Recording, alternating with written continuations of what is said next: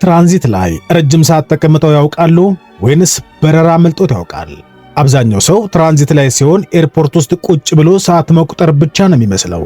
ነገር ግን ከ4 እስከ 6 ሰዓት በላይ የሚደርስ ጊዜ ካሉት ማድረግ የምትችሉትን 3 ነገሮችን እንንገሮ። አንደኛ፣ ብዙ ኤርፖርቶች ከ6 ሰዓት በላይ ለሚቆዩ መንገደኞቻቸው ነፃ የከተማ ቱር ያዘጋጃሉ። ሁለተኛ፣ ብዙ ሰዎች የማያውቁት ነፃ የምግብና የላውንጅ አገልግሎት ዕድል አለው። ሶስተኛ፣ የትራንዚት ቪዛ ካስፈልጎ አስቀድሞ ማወቅ አለቦ። የትኞቹ ሀገሮች በኤርፖርት ቪዛ እንደሚሰጡ ማወቅ ጉዞውን ያቀለዋል። ነገር ግን ይህ ሁሉ የሚሆነው ትክክለኛ የጉዞ መስመርና ጥሩ የትራንዚት ሰዓት ያለው ትኬት ሲኖረው ብቻ ነው። ለዚህ ነው ዲ&ኤም ትራቭል ኤንድ ቱሪዝም የሚያስፈልገው።